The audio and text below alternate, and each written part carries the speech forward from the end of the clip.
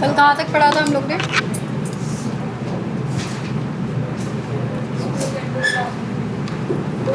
Golgi apparatus I have started, right?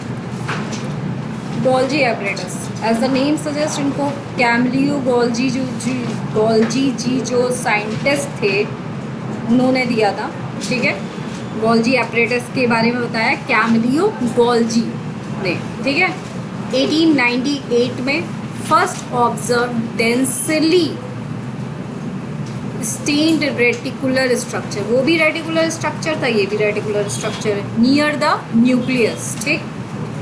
ये note down कर लीजिए, कैमलियो गोल्जी एपरेटस हेडिंग डाल लीजिए, जिसमें लिख लीजिए कैमलियो गोल्जी साइंटिस्ट थे जिन्होंने क्या किया, observe densely stained reticular structure near the nucleus, ठीक है। उसके बाद नेक्स्ट वाला ऐसे लिखेगा कि क्या होता है ये बेटा, फ्लैट डिस्क शेप्ड सैक्स होते हैं ये, या cisternae of 0.5 micrometre to 1 micrometre diameter में होते हैं। स्टैग्ड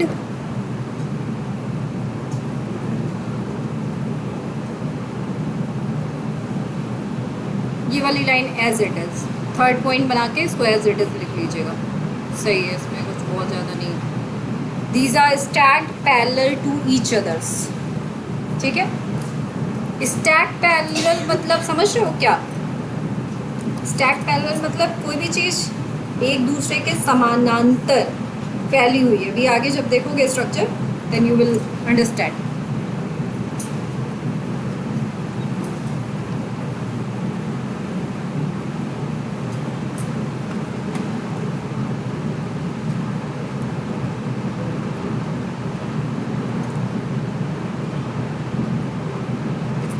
हो गया बेटा?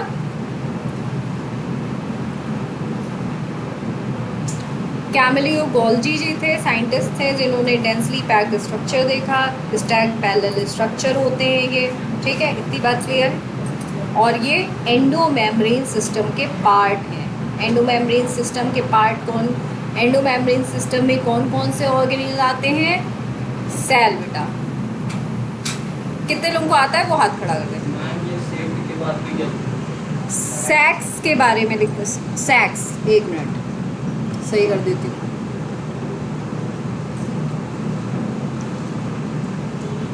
सैक्स लिखा है बेटा, सैक्स देखो यहाँ पे लिखा भी हुआ है, कहाँ गया ये सैक्स?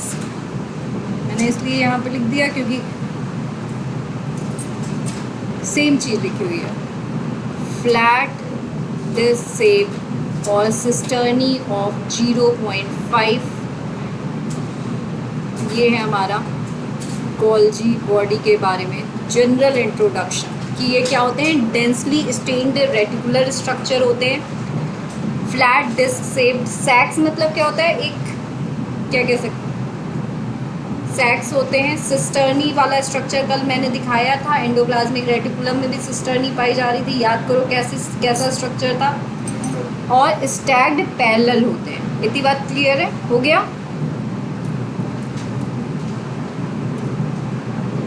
Varied form of cisternae are present in, ये देखिए स्टैग्ड मतलब कि एक दूसरे के ऊपर इस तरीके से ये पाए जा रहे हैं, ठीक है, दिख रहा है ना? जस्ट अ मिनट,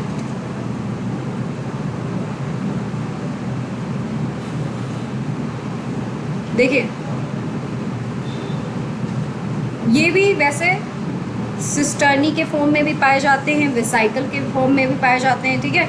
तो ये देखिए ये जो स्ट्रक्चर है, देख कल भी ध्यान होगा कि एंडोप्लाज्मिक रेटिकुलम में इसी तरीके का स्ट्रक्चर था जिसको हम सिस्टर्नी बोल रहे थे, याद है? देखा था सिस्टर्नी का स्ट्रक्चर। तो सिस्टर्नी का स्ट्रक्चर इस टाइप का होता है, ठीक। और ये इसमें वैक्यूल्स, तो ये है हमारा क्या, गोल्जी कॉम्प्लेक्स। इसको हम मैंने फर्स्ट क्लास में बताया था, पता नहीं तुम लोग को याद है कि नहीं, इसको हम as a post master of the cells भी कहते हैं। क्यों कहते हैं? क्योंकि ये क्या करता है, जो राइबोसोम ने प्रोटीन बनाई जो है रफ एंडोप्लाज्मिक रेटिकुलम के साथ, एंडोप्लाज्मिक रेटिकुलम में वो से वेसाइकल में पैक होके कहाँ पे आएगी, गोल्जी बॉडी के पास। वो क्या करेगा, उसमें मॉडिफिकेशंस करेगा, और मॉडिफिकेशंस करने के बाद वो वेसाइकल में उसको पैक करके कहाँ भेज देगा, या तो लाइसोसोम के पास, या तो जहाँ पे भी उस प्रोटीन की टारगेट डेस्टिनेशन होगी, जहाँ पे भी उसकी ज़रूरत होगी वहाँ पे उसको सेंड कर देगा। इसीलिए इसे post master of the cell भी कहा जा सकता है। अब ये मत लिख देना कहीं पे कि Golgi body is the post master of the cell, समझाने के लिए बोला है, ठीक है। मतलब कि क्या कर रहा है, endoplasmic reticulum, rough endoplasmic reticulum के रफ एंडोप्लाज्मिक रेटिकुलम, उस पर राइबोसोम है, प्रोटीन बनी, प्रोटीन बनने के बाद जब प्रोटीन बनी तो वहाँ से प्रोटीन हमारी कहाँ आई, प्रोटीन हमारी आई गोल्जी के पास आई, जब गोल्जी से लाइसोसोम के पास आएगी, या तो plasma, thank you so much, plasma membrane के पास जाएगी, ठीक है। तो मतलब जहाँ पे भी प्रोटीन की ज़रूरत है और ज़रूरत नहीं है तो वो लाइसोसोम में उसको डिग्रेड भी कर देगी, ठीक है। इतनी बात क्लियर है? बात क्लियर हुई कि नहीं? क्यों कह रहे हैं हम, क्यों कह रहे हैं कि जो गोल्जी बॉडी है वो हमारा post master of the cell है? इतनी ये बात समझ में आई कि नहीं आई? क्लियर बताओ, क्लियर नहीं आई? देखो पोस्ट मास्टर क्या करता है, कहीं ना कहीं वो चिट्ठी पहुंचाता है ना, जहाँ की डेस्टिनेशन होती है वो, यहाँ पे चिट्ठी क्या है, यहाँ पे चिट्ठी प्रोटीन है, ठीक है, यहाँ पे क्या है, वो चिट्ठी प्रोटीन है। तो क्या हुआ, रफ एंडोप्लाज्मिक रेटिकुलम से जो प्रोटीन थी वो प्रोटीन कहाँ पर आई, गोल्जी बॉडी में आई, गोल्जी बॉडी में मॉडिफिकेशन होगा, उसके बाद जहाँ पे भी उस प्रोटीन की डेस्टिनेशन है वो प्रोटीन जाएगी, या तो अगर वो प्लाज्मा मेम्ब्रेन की प्रोटीन है तो वो प्लाज्मा मेम्ब्रेन पे पहुँच जाएगी, या तो वो क्या होगा, डिग्रेड कर देगी। क्लियर है इतनी बात? Varied form of cisternae are present in a Golgi complex.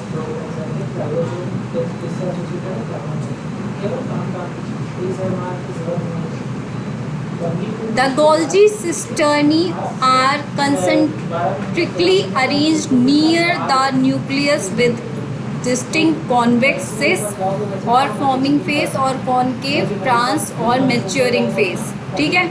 मतलब कि ये सिस्टर्नी है जो कि रिसीविंग साइड ऑफ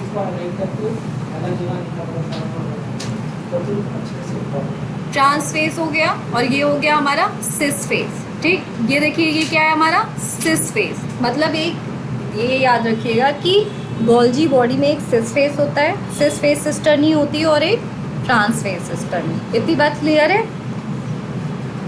नहीं? गोल्जी जो सिस्टर्नी की बात हो रही थी, बात समझ में आ रही? पहले सेल देख लो बेटा, नोट डाउन। आज मैं तुम लोग के नोट्स देखूंगी, जब जाने लगना तो जब मुझे नोट्स दिखाना, ठीक है। तुम लोग के नोट्स नहीं देखे हैं मैंने, बाकी लोगों के 12th में नोट्स देख लिए हैं, नोट्स दिखाना अपने।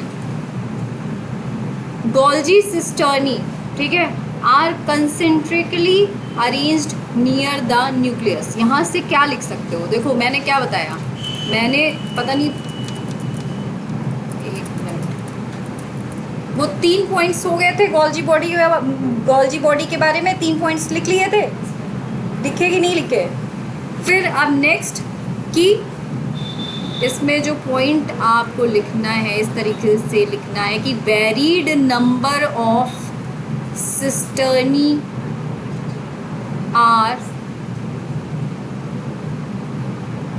आर ना भी लिखो तो बस इतना, प्रेजेंट इन, कुछ नहीं लिखने की जरूरत है, बस यहाँ पे लिखो फाउंड, क्योंकि गोल्जी बॉडी की तो बात हो ही रही है ना, दूसरी एनसीईआरटी थोड़ी ना बनानी है यहाँ पे तुम लोगों को। समझ में आ रहा है मैं क्या कहना चाह रही हूँ कि यहाँ पे जो आपके नोट्स बने वो इस तरीके के नोट्स बनने चाहिए कि आपको उससे जब यहाँ से आप जाओ तो बाकी चीज़ें आपके माइंड में हों और आपको रिवीजन के लिए उतनी चीज़ें ज़रूरत हों जो आप भूल जाते हो। ठीक है, वीडियो आपके पास होता है कि नहीं होता है? एनसीईआरटी आपके पास है जिससे आप पूरी चीज़ें पढ़ सकते हो। यहाँ पे आपको नोट्स बनाने, नोट्स आपको किस तरीके से बनाने, नोट्स आपको वो बनाने हैं जैसे मैं जो चीज़ें लिखूँगी वो आपको लिखते जाना है पॉइंट वाइज मेरे साथ। ठीक है, फिर उसको जाके आपको रिवाइज करना है। ये नहीं कि आपने पूरा आप यहाँ पे बना रहे हो या फिर आप वीडियो देख रहे हो तो पूरी चीज़ें बना रहे हो, तो आपके दिमाग में क्या जा रहा है? क्योंकि आपका आधे से ज़्यादा फोकस तो सिर्फ नोट्स बनाने में होगा। नोट्स आपको बनाने हैं लेकिन इस तरीके से क्रिस्प नोट्स बनाने हैं कि जो यहाँ पे आपके किस पर्पज़ से यूज़ हो जाए, नीट के पर्पज़ से भी यूज़ हो जाए, आपके जो है पढ़ाई के पर्पज़ से भी यूज़ हो जाए, आपकी कॉन्सेप्ट्स डेवलप हो जाए। इतनी बात क्लियर है? जैसे देखा होगा कल जो वीडियो अपलोड हुआ उसमें जो मैंने बनाया था, जैसे एंडोप्लाज्मिक रेटिकुलम, प्लाज्मा मेम्ब्रेन का एक फ्लो चार्ट टाइप का बनाया था ना, तुमने अगर ध्यान दिया होगा तो उस स्लाइड में आगे की कम से कम 10-15 स्लाइड्स का पूरा समरी दिया हुआ था। ध्यान नहीं दिया होगा तुमने, मतलब उस एक सिंगल स्लाइड में पूरी समरी दी हुई थी आगे की 20-20 स्लाइड्स। तो उस तरीके से बनाना है। इतनी बात हो गई। ये डायग्राम बन जाएगा, वेरी इंपॉर्टेंट। ठीक, फिर उसके बाद जो नेक्स्ट पॉइंट है very important, Golgi cisternae are arranged near से concentrically arranged near the nucleus. ये पॉइंट हो गया आपका 5th या 6th, जो भी पॉइंट हो रहा हो, कि गोल्जी सिस्टर्नी कहाँ पाए जाते हैं? Near the nucleus. फिर यहाँ से आप लिखेंगे it shows convex cis और फॉर्मिंग फेज। फॉर्मिंग फेज मतलब कि अभी ये फेज बन रहा है, कोई चीज़ बन रही है। फॉर्म मतलब समझते हो ना, बन रही है। ये देखो यहाँ से receiving side of Golgi apparatus, convex, convex है ना, इस तरीके से कॉन्वेक्स कॉनकेव पढ़ा होगा ना, अवतल उत्तल वही चीज़। ठीक, कॉनकेव ट्रांस, ये वाली कैसी है? कॉनकेव ट्रांस है।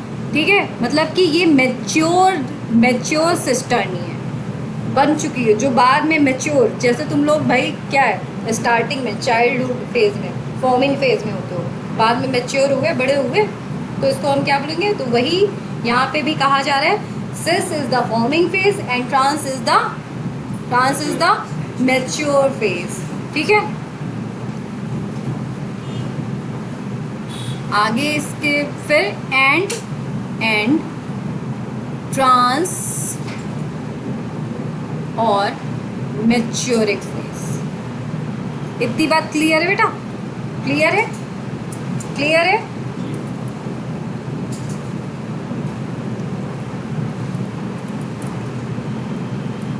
Golgi complex function is very important. भाई फंक्शन नहीं जानेंगे तो आप कैसे और चीज़ें जानेंगे?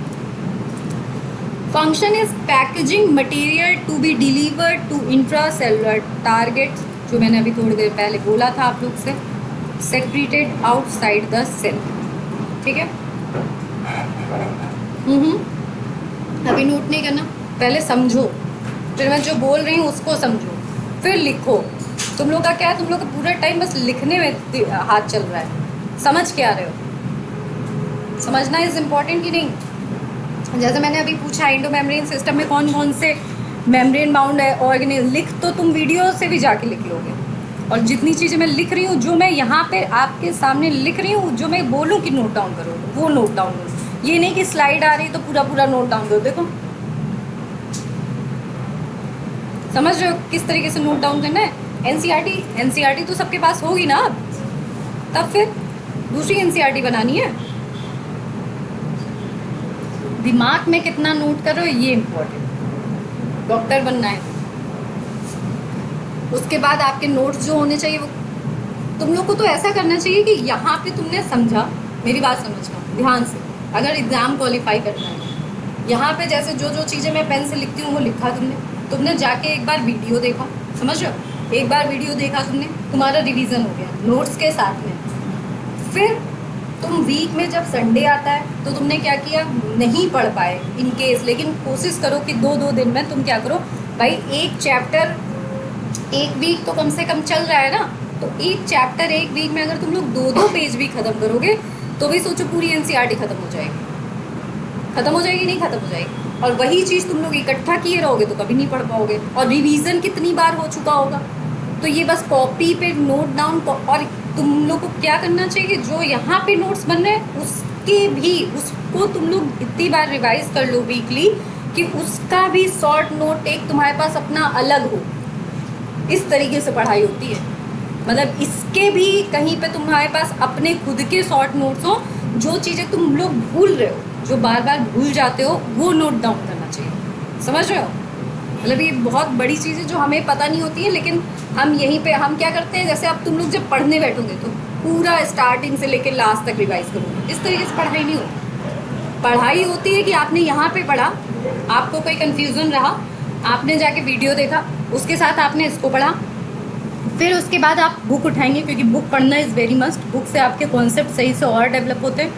बुक पढ़ा आपने, फिर उसके बाद आप जो चीज़ें भूल रहे हो उसको कहीं अपने अलग शॉर्ट नोट्स बनाओ। समझ रहे हो यहाँ पे कितना नोट हो रहा है, ये तुम लोग का क्या है, हम नोट करते जाएं, फिर वो पाइलअप होता जाए, पाइलअप। अभी मैं जितना पढ़ा चुकी हूँ, अगर किसी से पूछूं कि अभी मैं तुरंत टेस्ट ले लूँ सरप्राइज, रेडी रहोगे? तुमसे नहीं पूछ रहे हैं, बाकी सबसे कितने लोग रेडी हैं सरप्राइज टेस्ट के लिए? 15 मिनट्स का टेस्ट आज ही। कितने लोग रेडी, बस हाथ उठा दो। 15 मिनट का टेस्ट होगा, वो मैं अपने हिसाब से लूँगी, क्या मुझे देना है दूंगी वही जो पढ़ाया है। कितने लोग रेडी हैं उसके लिए हाथ खड़ा करो। 3 लोग, सोचो क्यों? समझ में आ रही प्रॉब्लम? क्या करना है जाके? चलिए पढ़िए। Golgi complex function is packaging material, जो मैंने बताया था ना, क्या करता है भाई, पोस्ट मास्टर भी क्या करता है, पैकेज मटेरियल को पहुंचाता ही तो है। तो यहाँ पे आपको बस लिखना है गोल्जी फंक्शन ऑफ, ऐसे आपने हेडिंग डाली, फंक्शन ऑफ, मैं देखो शॉर्ट फॉर्म में लिख रही हूँ, तुम लोग जो है उसको चलो लिख देते हैं, फुली लिख दें। फंक्शन ऑफ गोल्जी कॉम्प्लेक्स क्या करता है, ये काम क्या है इसका? इसका काम है टू डिलीवर पैकेज्ड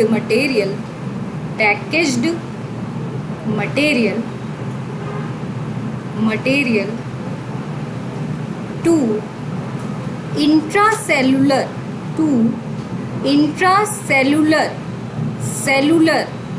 टारगेट्स और secreted outside the cell। Clear है इतनी बात बेटा? क्लियर है? Materials to be packaged in the form of vesicles from the ER fuse with the cis phase of the Golgi apparatus and moves towards the maturing phase। इतनी बात clear है कि Golgi है क्या, काम क्या कर रहा है, सभी को क्लियर है? थोड़ा सा तेज बोल दिया अगर तुम लोग। यस मैम, ठीक है। अब जो मटेरियल पैकेज हुआ है, ठीक है, जो मटेरियल पैकेज हुआ, जो प्रोटीन पैकेज हुई, वो किस फॉर्म में पैकेज हुई? वेसाइकल के फॉर्म में, ठीक है। इस तरीके से वेसाइकल के फॉर्म में हमारी प्रोटीन जो है पैकेज हुई, और वो ER से निकलकर यहाँ से ER से निकली, ठीक है, ER से निकली ये प्रोटीन, और ये जाकर सिस फेज, जो सिस फेज थी गोल्जी की, वहाँ पर क्या हुई, और उसके बाद ये ट्रांस फेज में जाएगी। इतनी बात क्लियर है? यहाँ पे मैंने बस इतना बताया कि ER से जो प्रोटीन थी पैकेज्ड मटेरियल जिसको हम बोल रहे हैं, ये क्या है हमारी वेसाइकल के फॉर्म में। ये कहाँ गई हमारी? सिस फेज में गई, पहले सिस फेज गोल्जी में गई, फिर वहीं से ये ट्रांस फेज गोल्जी में चली। दैट्स इट, इतना ही इस लाइन में बोला गया है। बात समझ में आ गई? समझ में आई? भाई सिस फेज तक जाना है ऐसे, कि ट्रांस फेज तक जाना है, कि ट्रांस फेज के बाद बाहर निकल के गोल्जी के बाद इससे जो है लाइसोसोम तक जाना है, कि इसे प्लाज्मा मेम्ब्रेन पे जाना है, कि इसे सेल के बाहर सेक्रीट कर देना है। तो इस तरीके से प्रोसेस स्टार्ट हुआ। पहले ईआर में आई, रफ ईआर में थी प्रोटीन, फिर वहाँ से सिस फेज ऑफ गोल्जी आई, फिर ट्रांस फेज ऑफ आई कैसे, इन द पैकेज होके किसमें, वेसाइकल में। जैसे तुम्हारा जो पोस्ट मास्टर होता है वो ऐसा तो नहीं है कि जो लेटर होता है कोई भी चीज़ होती है वो ऐसे ही लेके चला आता है, ओपन नहीं लेके आता है ना, पैक्ड लेके आता है ना। तो यहाँ पे पैकिंग के लिए को क्या यूज़ किया जा रहा है, वेसाइकल्स। क्लियर है यहाँ तक?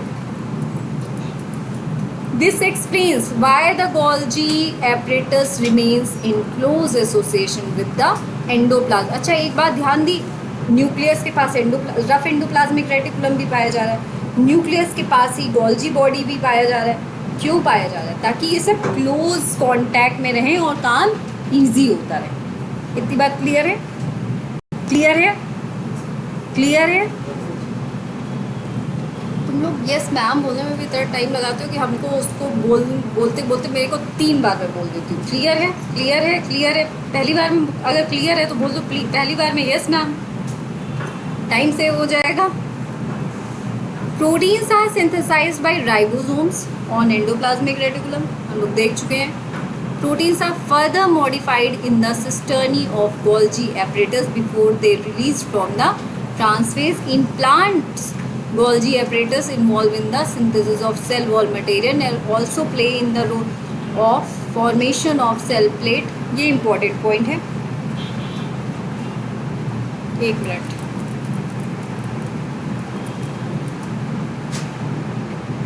ये वाला जो फ्लो चार्ट है ये बना लिया इस तरीके से। फ्लो चार्ट नहीं, मतलब ऐसे एक लाइन में नोट करना।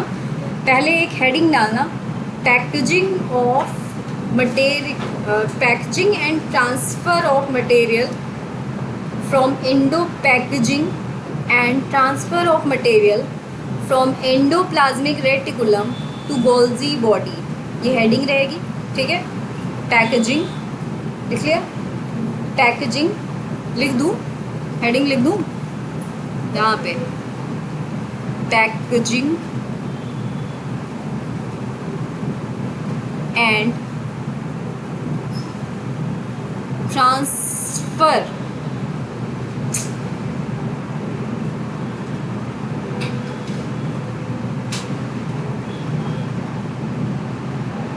Packaging and transfer of material हमारा प्रोटीन लिख सकते हो, जो भी कोई मतलब नहीं है, फ्रॉम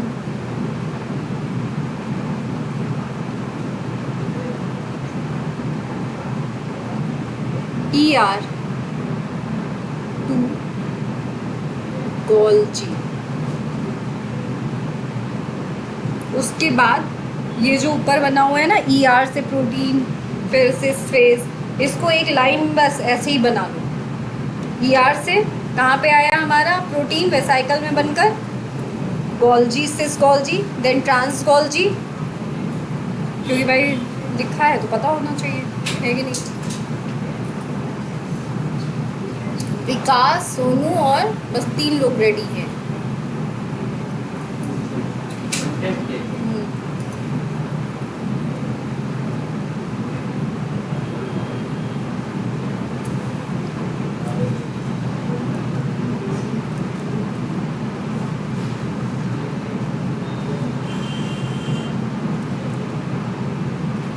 अनहिता बेटा चैट बॉक्स में टाइप करो, समझ में आ रहा है? नुमान चैट बॉक्स में टाइप करो बेटा, समझ में आ रहा है?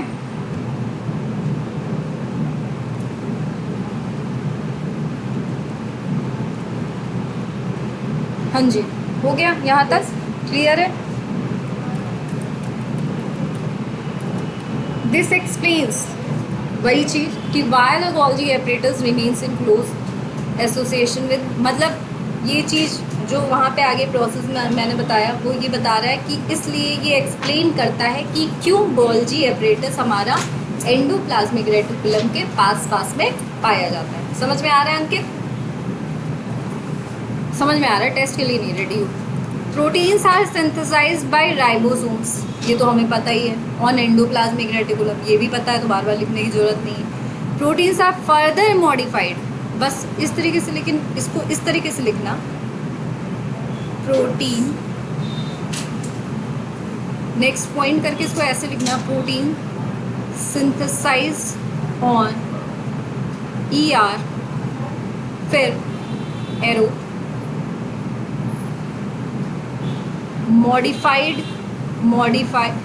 modification of protein, modification of proteins in cisternae of Golgi apparatus. देखो मैं ये शॉर्ट फॉर्म में लिख रही हूँ, तुम लोग पूरा लिख लेना यहाँ से, ठीक है? गोल्जी एपरेटस, ठीक है, ठीक है। Before they release to, before reaching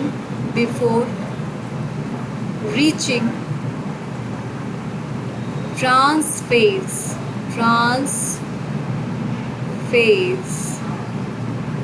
modification of proteins in the cisternae of Golgi apparatus before reaching transphase। हो गया? हो गया? अब ये नेक्स्ट पॉइंट है। यहाँ तक तो ये बात हो गई कि कैसे कैसे पैकेजिंग होती है और कैसे कैसे पोस्ट मास्टर जी ने वहाँ से, क्या कहते हैं उसको, देखो इस तरीके से समझो इसको। पोस्ट ऑफिस क्या है हमारा यहाँ पे? एंडोप्लाज्मिक रेटिकुलम मान लो, ठीक है। पोस्ट मास्टर कौन है हमारा? गोल्जी एपरेटस, ठीक है। तो पोस्ट मास्टर ने क्या किया, वहाँ से उठाई प्रोटीन, ठीक है, मतलब गोल्जी ने उठाई प्रोटीन, पैक करके किसके फॉर्म में, जैसे ऐसे वो लिफाफे में पैक करके लाता है, तो यहाँ पे गोल्जी ने क्या किया, गोल्जी ने नहीं, मतलब ये प्रोसेस है पूरा कि वेसाइकल में पैक करके उसने अपने पास ले लिया। अब क्योंकि जाहिर सी बात है, जो गोल्जी बॉडी में मैंने जब तुम्हें स्ट्रक्चर दिखाया तो तुम्हें याद होना चाहिए कि पहले कौन सी फेज़ आई, सिस फेज़ स्टार्टिंग में, नीचे ट्रांस फेज़।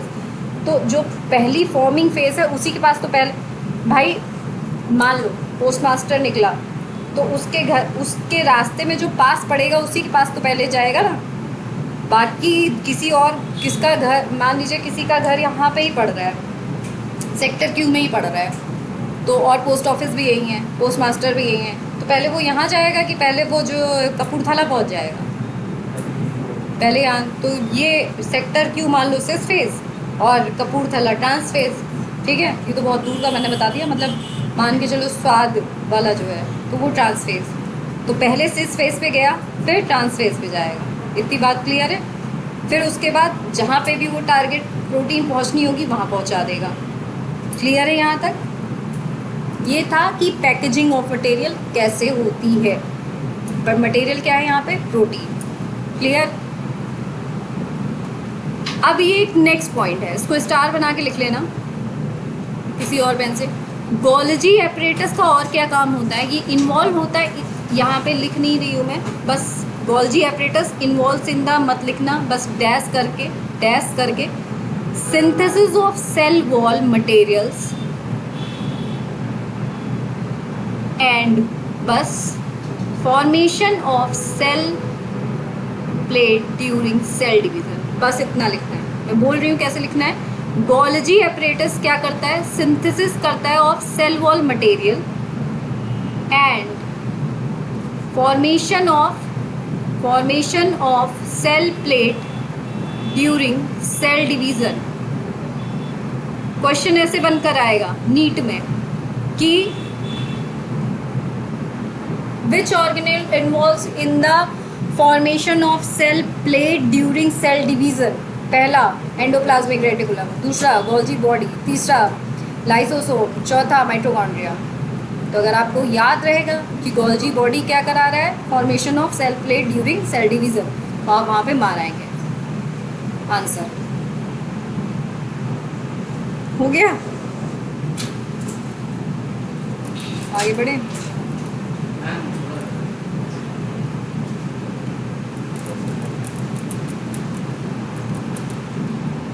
हो गया।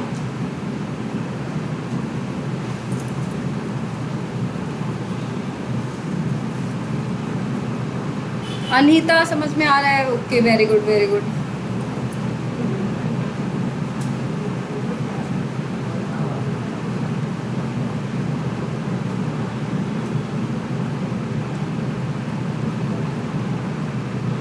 Okay ma'am, Golgi apparatus is the important site of formation of glycoprotein glycolipid। बहुत ज़्यादा इम्पॉर्टेंट है ये, ऐसे डायरेक्टली नीट में क्वेश्चन बन के आया हुआ है कि गोल्जी एपरेटस मेन फॉर्मेशन किसका करता है, तो ग्लाइकोप्रोटीन और ग्लाइकोलिपिड्स का। Confusion, right? कंफ्यूज़न इसलिए है क्योंकि तुम्हें ये लग रहा है कि ग्लाइकोप्रोटीन और ग्लाइकोलिपिड, इतना तुम्हारे एनसीईआरटी में नहीं दिया गया, लेकिन मैं चलो बता दे रही हूँ कि ग्लाइकोप्रोटीन और ग्लाइकोलिपिड ये कैसे बना रहा है। ये जो मॉडिफिकेशन हो रहा था ना, जो मॉडिफिकेशन हो रहा था, ऐसे समझो, जिसको ज़्यादा समझना है वो यहाँ से समझ सकता है, और जिसको रटना है वो वैसे ही रट सकता है। मॉडिफिकेशन ऑफ प्रोटीन जो हो रहा था ना, packaging material in Golgi body हो रहा था ना, हो रहा था कि नहीं? गोल्जी बॉडी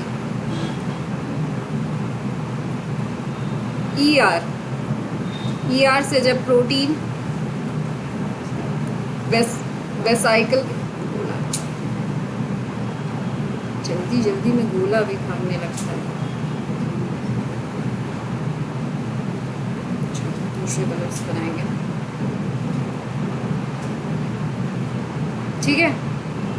प्रोटीन या लिपिड कुछ भी हो सकता है इसमें, ठीक है? पैकेजिंग मटेरियल, ये क्या है हमारी? वेसाइकल। ये क्या है हमारा? पैकेजिंग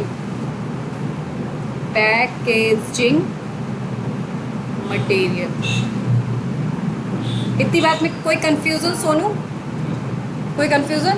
पूछेंगे अब, इसके बाद ही पूछने वाले हैं, क्लास ख़त्म होने के बाद यही वाला प्रोसेस पूछेंगे। यहाँ से निकला सिस फेज, इसको ऐसे लिखो, गोल्जी बॉडी के पास कौन कौन सी फेज हैं? सिस फेज है, ट्रांस फेज है, ठीक है? जो मॉडिफिकेशन हो रहा है यहाँ पे मॉडिफिकेशन भी तो हो रहा था, मॉडिफिकेशन हो रहा है ऑफ प्रोटीन। बहुत लंबा प्रोसेस है ये, कभी अगर जब आप लोग आगे डॉक्टर बन जाएंगे तो आपको सारी चीज़ें पता चलेंगी। अभी जो सेल आपको चैप्टर इतना छोटा सा दिखता है वो इतना नहीं होता है, वहाँ पे एक पूरा सेल बायोलॉजी का आपका पूरा एक सब्जेक्ट रेडी हो जाता है, समझ रहे हो आप? मॉडिफिकेशन ऑफ प्रोटीन क्या हुआ? ग्लाइकोप्रोटीन बना, ग्लूकोज मॉइटी ऐड कर दी जाती है यहाँ पे प्रोटीन पर और लिपिड पर। ग्लाइको डन है इतनी बात। मतलब क्या कराता है, क्या कहते हैं ये हमारा गोल्जी एपरेटस, ग्लूकोज के रेसिड्यूज को ऐड करा देता है किस पर? प्रोटीन्स पे या लिपिड्स पे जो इसके पास आती हैं। और ऐसा नहीं कि जो ग्लूकोज रेसिड्यू होते हैं वो मान लो कि प्लाज्मा मेम्ब्रेन की प्रोटीन है, ठीक है, तो उस पर जो ग्लूकोज मॉलिक्यूल होंगे वो अलग होंगे, जो कहीं और प्रोटीन जानी है उसके लिए जो ग्लूकोज मॉलिक्यूल हैं वो अलग होंगे। मैंने बताया था ना। अब थोड़ा सा अगर तुम लोग कोरिलेट कर पा रहे हो कि कौन सी प्रोटीन कौन से सेल्स जाके लीवर बना देंगी, वो सब ग्लाइकोकैलिक्स की वजह से होता था, याद आया होगा अगर। ये बहुत ऊंची, मतलब बहुत कॉन्सेप्चुअल बात है, अगर तुम लोग कोरिलेट कर पा रहे हो तो। समझ में आ गया? समझ में नहीं आया? आ गया ना? हाँ, तो बस ये यही कह रहा है।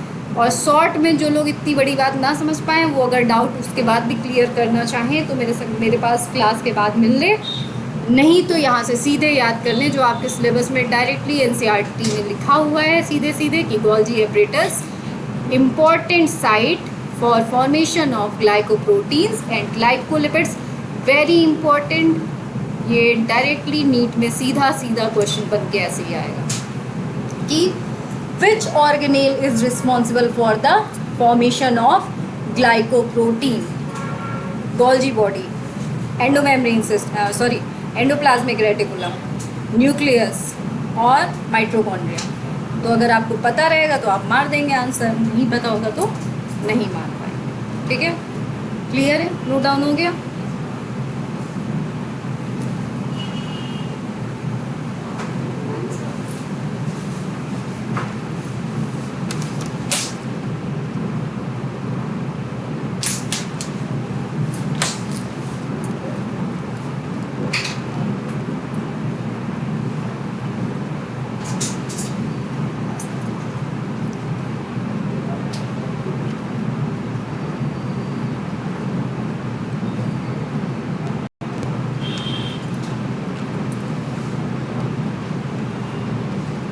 सब लोग डॉक्टर बन जाओ इसके बाद। कैसे बनोगे?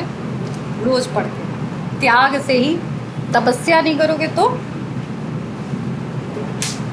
और ऐसा नहीं कि तपस्या सिर्फ बायोलॉजी में करके डॉक्टर बन जाओगे, तीनों में तपस्या करके पढ़ना पड़ेगा, लेकिन फिर उसके बाद चीज़ें ईजी हो जाएंगी। ठीक है,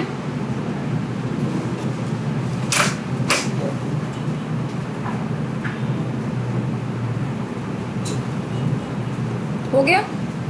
हो गया बेटा?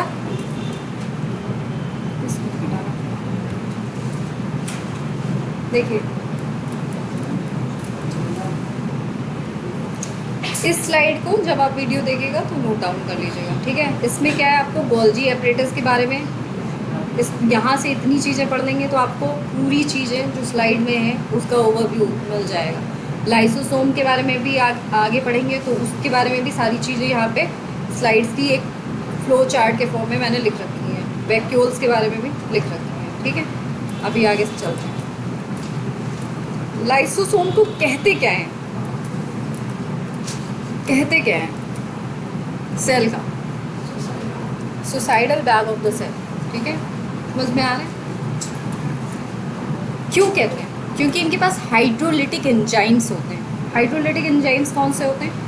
लाइपेजेस, प्रोटीएजेस, न्यूक्लिएजेस, जितने भी एंजाइम। पहले बात तो मैंने बताया था कि अगर एंजाइम क्लासिफिकेशन आपको पढ़ना हो या तो एंजाइम के बारे में जानना हो, जिस भी एंजाइम में एजेस, जिस भी टर्म में एजेस टर्म आ गया मतलब कि वो एंजाइम है। पहली बात तो एजेस।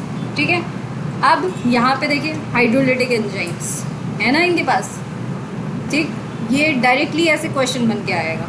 लाइसोसोम्स आर रिच, तो सबसे पहले आप लोग लिखेंगे लाइसोसोम्स। एक मिनट, यहाँ से लिखिएगा लाइसोसोम्स, यहाँ से लिखेंगे लाइसोसोम्स। यहाँ एक मिनट फिर मैं जो लिखूंगी वही लिखिएगा।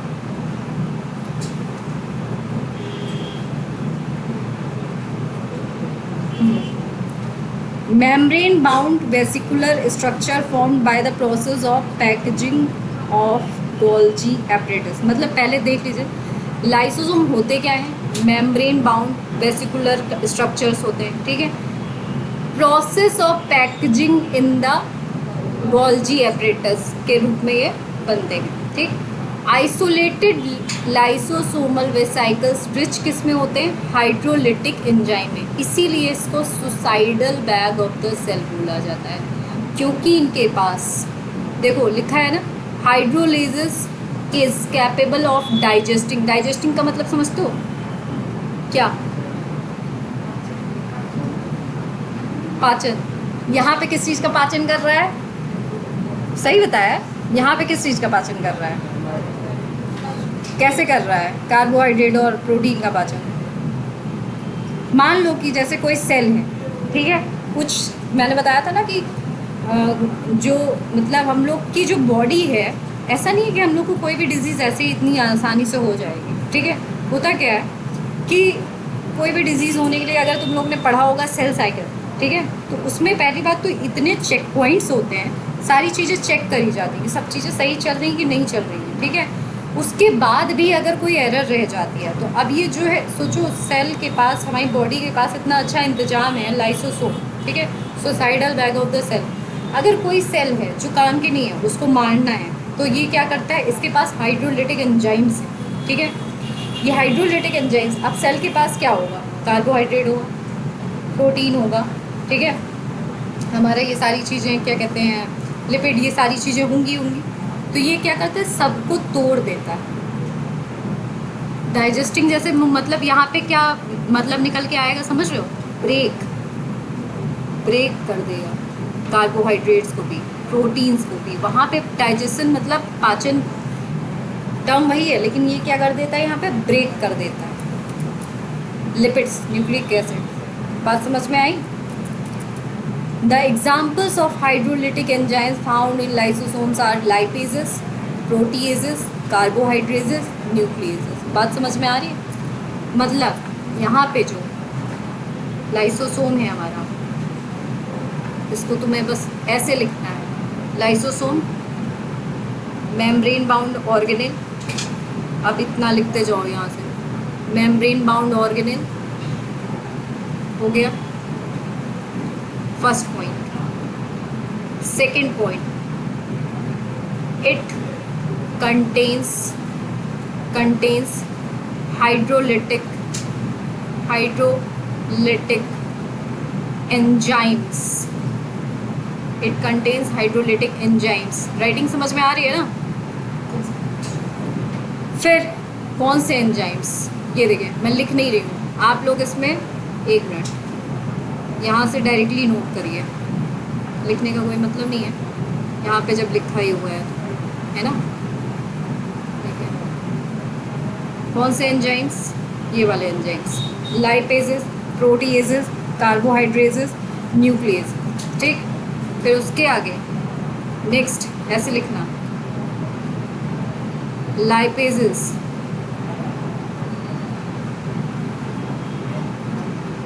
प्रोटीएजेस, ऐसे करके लिखोगे तो याद रहेगा, वरना तो लिखवा मैं कैसे भी सकती हूँ। लाइपेजेस मैं थोड़ा सा यहाँ पे लिख रही हूँ क्योंकि उधर लाइपेजेस, प्रोटीएजेस, कार्बोहाइड्रेजेस, न्यूक्लिएजेस, ठीक है। लाइपेजेस किसको डाइजेस्ट करेगा अंकित, सब लिखा हुआ है सामने। लाइपेजेस किसको डाइजेस्ट करेगा, कितने लोगों को पता है, हाथ खड़ा कर दीजिए। अरे भाई, लाइपेजेस इज द एंजाइम जो कि लिपिड को डाइजेस्ट करेगा, करेगा कि नहीं करेगा। प्रोटीएजेस किसको करेगा, आप तो बता दो, प्रोटीन को करेगा। कार्बोहाइड्रेट्स किसको करेगा, कार्बोहाइड्रेट को करेगा, कार्बोहाइड्रेट को करेगा। न्यूक्लियस किसको करेगा, अब जब सेल के पास, न्यूक्लियस के पास हमारा न्यूक्लिक एसिड है, जब न्यूक्लियस ही ख़त्म कर देगा तो बचा क्या, न्यूक्लिक एसिड को डाइजेस्ट करेगा।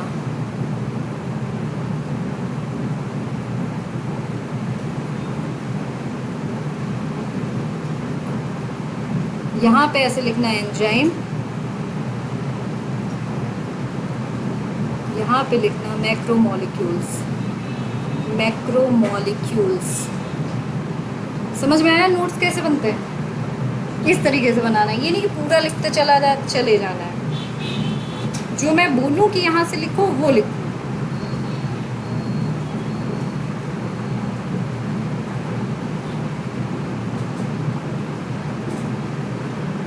हो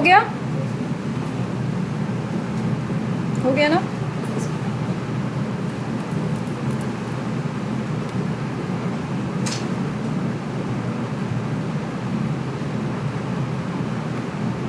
एनाटॉमी ऑफ लाइसोसोम, देखो ये भी याद रखना, वेरी इंपॉर्टेंट, कि जैसे कॉम्बिनेशन ऐसे भी बना देगा, मतलब पूछ लिया कि 4 ऑर्गेनेल्स आपको दे दिए और पूछा कि सिंगल मेम्ब्रेन कौन कौन से हैं और डबल मेम्ब्रेन कौन से। मैंने स्टार्टिंग की क्लास में इसमें मेंशन भी करा है कि कौन से सिंगल मेम्ब्रेन है और कौन से डबल मेम्ब्रेनस ऑर्गेनेल्स पाए जाते हैं सेल्स में।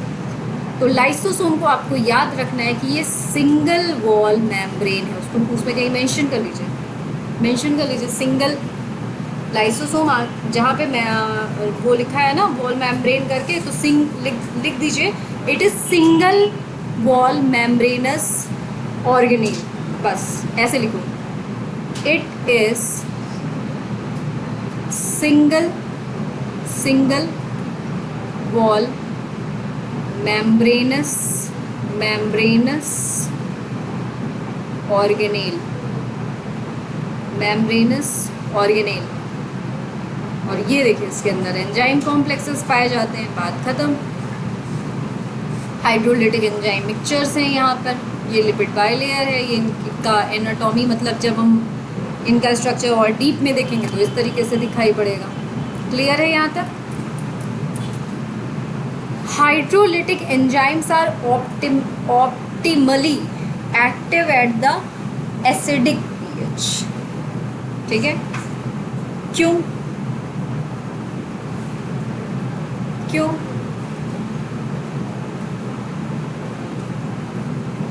न्यूक्लिक एसिड, एसिडिक इन्वायरमेंट चाहिए होगा कि नहीं, तो ये कहीं पे नोट डाउन कर लीजिए ये पॉइंट ऐसे ही कि द हाइड्रोलिटिक एंजाइम्स, बस ऐसे ही लिखिएगा, पूरा लिखने की ज़रूरत नहीं है।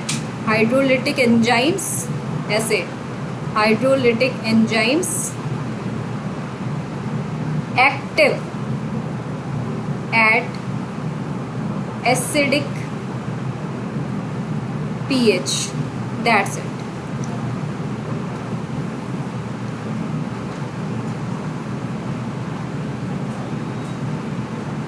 ऑटोलिसिस क्या होता है? मतलब कि ऑटोलिसिस मतलब तोड़ना, कोई भी चीज़ अपने आप कैसे टूट रही है लाइसोसोम द्वारा। जब कभी अंडर स्टार्वेशन कंडीशन, बहुत ही ज़्यादा मतलब स्टार्व्ड कंडीशन हो गई और सेल जो है हमारी अब उसको टूटना है, सेल की रप्चरिंग होनी है, तो लाइसोसोम क्या करता है? डाइजेस्ट कर देता है सेलुलर कंटेंट। सेलुलर कंटेंट्स कौन कौन से थे यहाँ पे हर्षित? पता है सेलुलर कंटेंट्स कौन कौन से थे? नहीं पता? कुछ नया सुन लिया? नया पता है? कार्बोहाइड्रेट सेलुलर कंटेंट था, न्यूक्लिक एसिड सेलुलर कंटेंट है, लिपिड सेलुलर कंटेंट है। मतलब एक बात बताओ, सेलुलर कंटेंट बस एक टर्म चेंज हो गया, अब ऐसे ही टर्म चेंज कर दें नीट वाले, तब फिर सेलुलर कंटेंट नाम से ही पता चला। मैंने कहा कुछ आपको रटने से ज़्यादा समझनी है चीज़ें, ठीक है।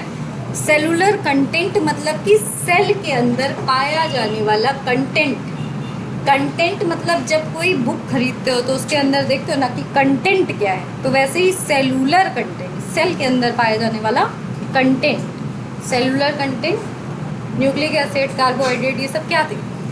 Cellular content.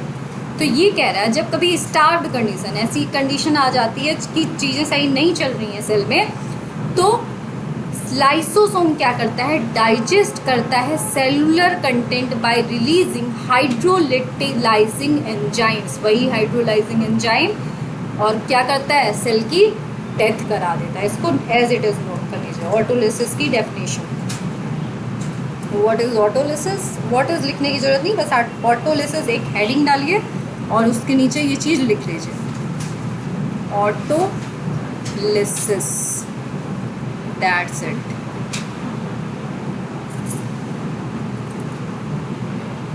लाइसोसोम डाइजेस्ट कर देता है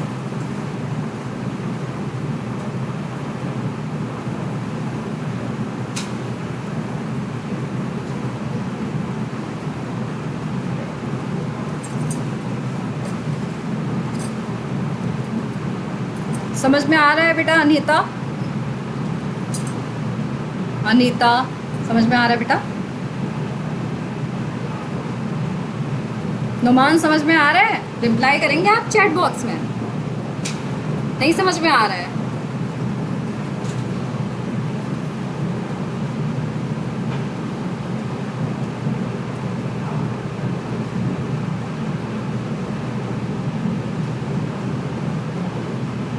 अच्छा है, वेरी गुड, समझ में आ रहा है तो हो गया, डन है।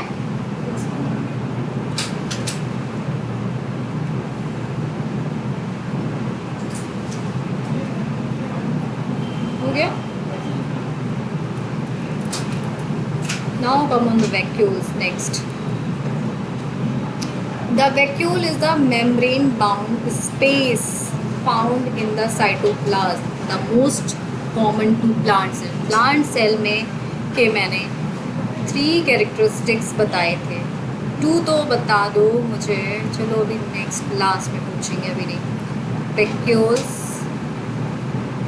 मेम्ब्रेन बाउंड ऑर्गेनेल है ये, membrane bound space in cytoplasm, in cytoplasm, ठीक है।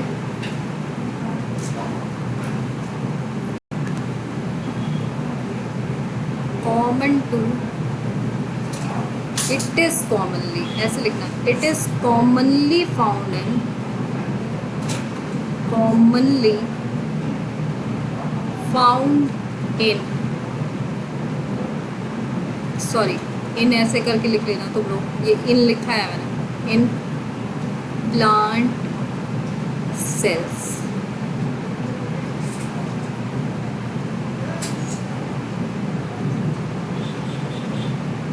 हो गया। ये देखिए प्लांट का सेल, सेंट्रल वैक्यूल जो 90% ऑफ द प्लांट कवर करता है, plant cell.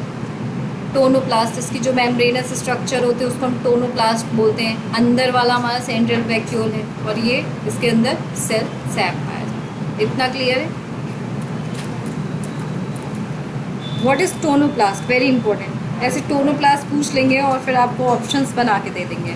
The vacuole is bound by single membrane is, बस ये वाला पॉइंट लिखना, टोनोप्लास्ट हेडिंग डालना ऐसे, टोनोप्लास्ट, और उसके नीचे the vacuole is bound by a single membrane called tonoplast, बस, ठीक।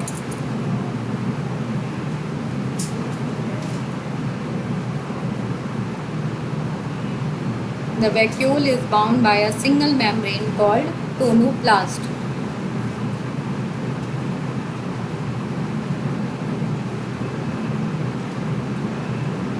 क्लियर है?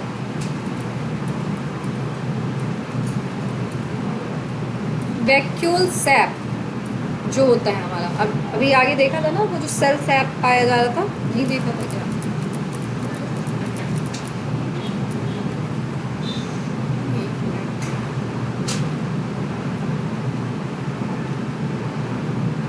ये प्लांट की सेंट्रल वैक्यूल है, ठीक है। ये जो मेम्ब्रेन अभी आगे आपने देखा कि इसको हम टोनोप्लास्ट कहते हैं, ठीक है।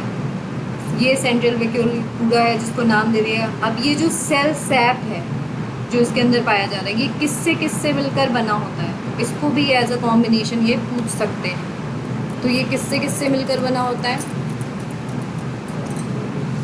वैक्यूल सैप या सेल सैप इसको लिख सकते हो, नहीं वैक्यूल सैप ही लिखना बस। Vacuole sap composed of water, excretion material, metabolic by products, waste materials. इसको एज इट इज हेडिंग डालिएगा, हेडिंग नहीं, एक पॉइंट बना के वैक्यूल सैप कंपोज्ड ऑफ ऐसे करके, वैक्यूल सैप डैश करके भी लिख सकते हो, कंपोज्ड ऑफ करके भी लिख सकते हो, जैसे आप चाहो।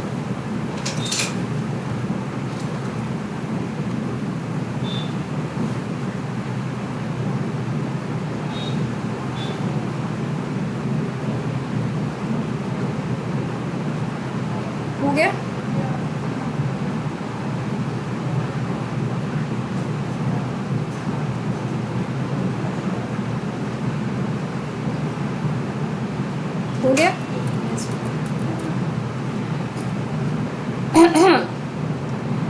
कुछ प्लांट सेल में जो वैक्यूलर सैप होता है also contains some pigments like anthocyanin which impart colour to the plant cell. मतलब कि कुछ ऐसे प्लांट सेल्स होते हैं जहाँ पे जो वैक्यूलर सैप होता है उनके पास इसके साथ साथ पिगमेंट कौन सा हमारा पाया जाता है, एंथोसाइनिन, जिसकी जो कलर्स दिखते हैं ना कि प्लांट के पार्ट में कलर्स नहीं दिखते हैं, तो वो किसकी वजह से होते हैं, एंथोसाइनिन पिगमेंट की वजह से। ठीक, तो यहाँ पे इस तरीके से लिखना, some plant cell vacuolar sap dash करके, एक मिनट हम लिख ही देते हैं,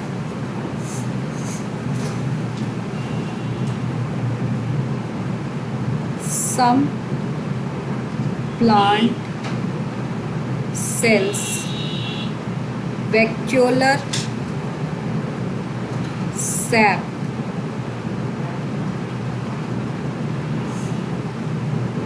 contain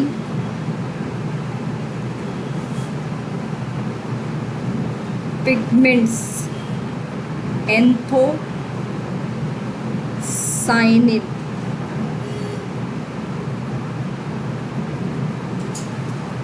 बस डैश करके इम्पार्ट कलर मतलब उस प्लांट के पार्ट को वो कलर देता है, plant part in plant cells the, हाँ देखो लिखा है कि प्लांट सेल में वैक्यूल्स जो होती हैं वो ऑक्यूपाई करती 90% of the volume of the cell and play important role in osmoregulation. इसको नोट डाउन कर लीजिए, वेरी इंपॉर्टेंट, कि प्लांट सेल्स, ऐसे करके नोट डाउन करिएगा, plant sales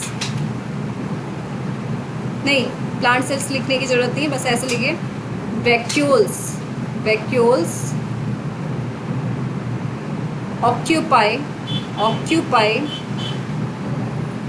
occupy 90% of volume of cell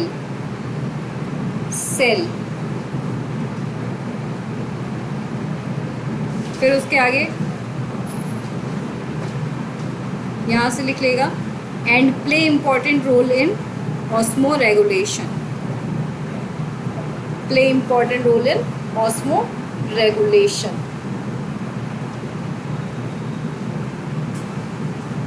हो गया सभी लोगों का।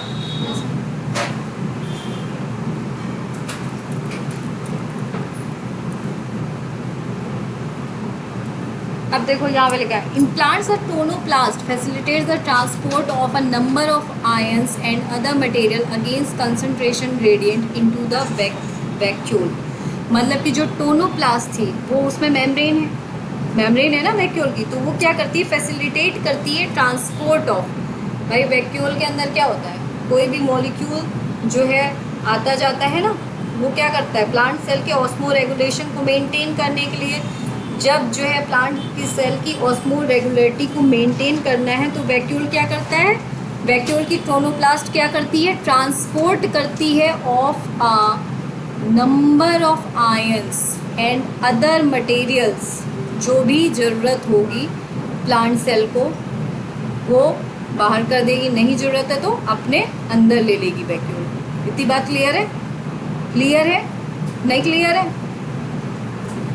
देखो क्या होता है ऑस्मो रेगुलेशन मतलब कि ट्रांसपोर्ट, भाई प्लांट सेल, ठीक है, अब उसमें बहुत सारे मटेरियल ऐसे होते होंगे जो ज़रूरत के हैं, बहुत ज़्यादा ज़रूरत के नहीं हैं, ठीक है, तो ये यही कह रहा है कि जो वैक्यूल होती है वो जो 90% ऑफ द सेल क्या करती है, ऑक्यूपाई करती है, तो वो क्या करती है कि अगेंस्ट द कंसंट्रेशन ग्रेडियंट, मतलब अगर प्लांट सेल की कोई चीज़ ऐसी जो प्लांट सेल के अंदर मतलब वहाँ पे ज़रूरत नहीं है तो वैक्यूल अपने अंदर ले लेती है। इतनी बात क्लियर है? समझ में आया? और किसके थ्रू लेती है, टोनोप्लास्ट लेती है। What is the important role of what is the important role of vacuole? बोल ही दिया मैंने, ऑस्मो रेगुलेशन गैस। अच्छा ये 3 टाइप्स की होती हैं, ये भी लिख लेना कहीं पे। Vacuoles are 3 types, are of 3 types: gas vacuoles, contractile vacuoles and food vacuoles. हाँ क्या? हाँ इसमें देखो, हाँ इसमें इतना लिख लो, इसको तो लिख लो पूरा, क्योंकि ये जरूरी है लिखना, है ना? तो इसको लिख लो एज इट इज, और ये लिख लेना, their concentration is significantly higher in the vacuole than in the cytoplasm.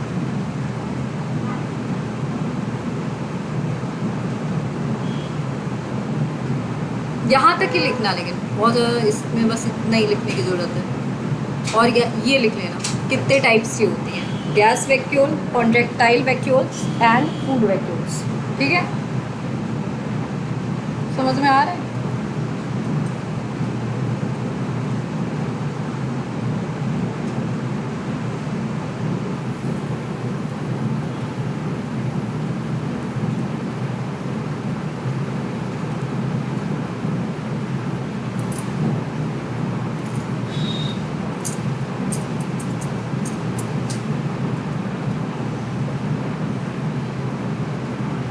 हो गया?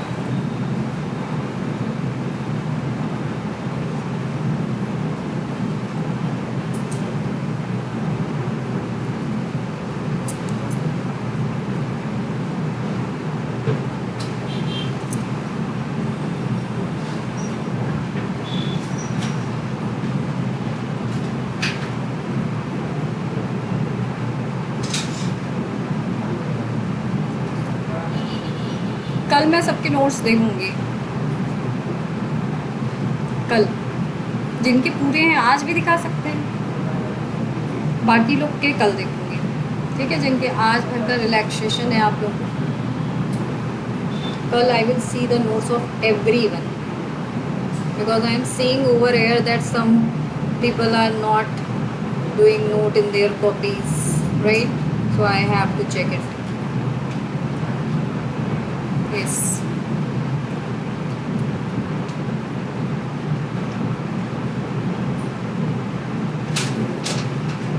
You are under my observation right now, because I am seeing that only you are not doing, you are not making your notes. चले आगे बढ़े। In amoeba वही vacuole का form, contractile vacuole is important for excretion. ठीक, food vacuole भी है, देखिए इनके पास। ठीक, कॉन्ट्रैक्टाइल वैक्यूल भी है, और ये हमारा अमीबा है। अमीबा किस में आता है, कौन से किंगडम में आता है? बाकी लोग मोनेरा में।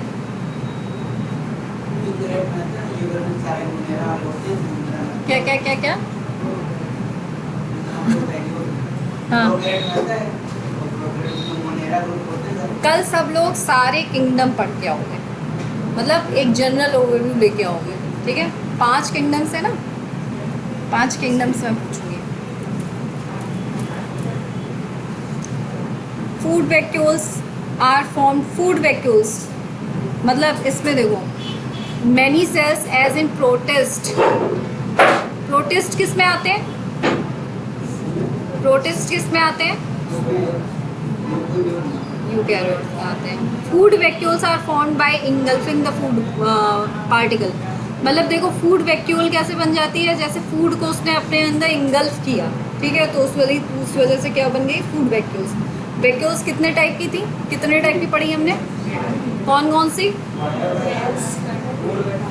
हाँ, और यहाँ से बस आप लोग इतना लिख लो, सुनो, यहाँ से इतनी चीज़ लिखना कि कॉन्ट्रैक्टाइल अमीबा, बस ऐसे ही लिख लो, बस ज़्यादा लिखने की ज़रूरत नहीं है। कॉन्ट्रैक्टाइल वैक्यूल, ठीक, बस इतना हो गया। अमीबा में कॉन्ट्रैक्टाइल वैक्यूल हो गया।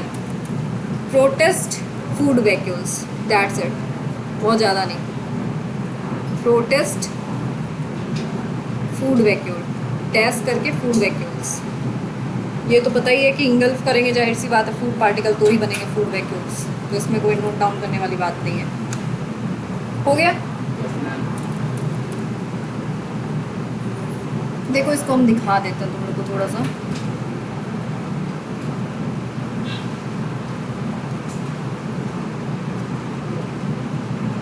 देखो an amoeba feeds on small organism such as bacteria, ठीक है। यहाँ पे देखो क्या हो रहा है, as an amoeba approaches food pseudopodia form and eventually surround the food, food को सराउंड करने लगते हैं, ठीक है। अब ये देखिए स्यूडोपोडिया ने यहाँ पे सराउंड करना शुरू किया था, the food becomes enclosed in the food vacuole, बना, दिख रहा है ना फूड वैक्यूल कैसे बना। फिर उसके बाद digestive enzyme breaks down the food and the nutrients diffuse into the cytoplasm, मतलब कि जो डाइजेस्टिव एंजाइम होते हैं वो क्या करते हैं, ब्रेक कर देते हैं फूड को और न्यूट्रिएंट्स डिफ्यूज हो जाता है किसमें, साइटोप्लाज्म में। समझ में आया कैसे बना है यहाँ पे, स्यूडोपोडिया की मदद से हमारा पूरा जो है क्या कहते हैं वैक्यूल कैसे बन गई, इस तरीके से वैक्यूल बनती है। ये तो एमीबा का केस है, नॉर्मल केसेस में कैसे बनती है, हर चीज़ें वैक्यूल के फॉर्म में ही, वेसाइकल के फॉर्म में ही ट्रांसपोर्ट होती हैं, ऐसे होती हैं जो दिखाते हैं। जैसे मान लो ये नॉर्मल मेम्ब्रेन है, नॉर्मल किसी सेल की मेम्ब्रेन है, ठीक है, ये मेम्ब्रेन थी, कोई पार्टिकल यहाँ पे आया तो ये क्या करती है, यहाँ से ऐसे इससे फ्यूज़ कर गई, जैसे वहाँ पे फ्यूज़ कर रही थी वैसे ये यहाँ पे फ्यूज़ कर गई। फिर उसके बाद ये इसने क्या किया, इसको अंदर, इस प्रोसेस को हम क्या बोलते हैं, इंगल्फिंग, इंगल्फमेंट आगे देख रहे थे ना, फूड इंगल्फमेंट कर रहा है, या फिर कोई भी चीज़ का इंगल्फमेंट या एंडोसाइटोसिस बोलते हैं इसको। भाई मेम्ब्रेन क्या हो रही है, इस तरीके से पिंच ऑफ हो गई ना। अब क्या हुआ, जब ये अंदर आ जाएगा तो ये वेसाइकल अंदर आ गई और ये इससे ऐसे सील हो जाती है, ठीक, क्योंकि हमारी प्लाज्मा मेम्ब्रेन के पास भी सेल्फ सीलिंग प्रॉपर्टी होती है। समझ में आएगा।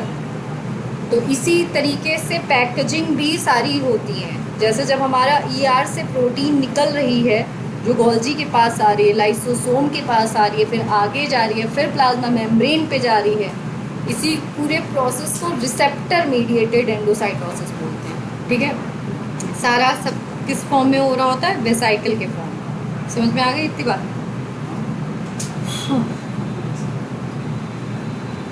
माइटोकॉन्ड्रिया पढ़ा दें।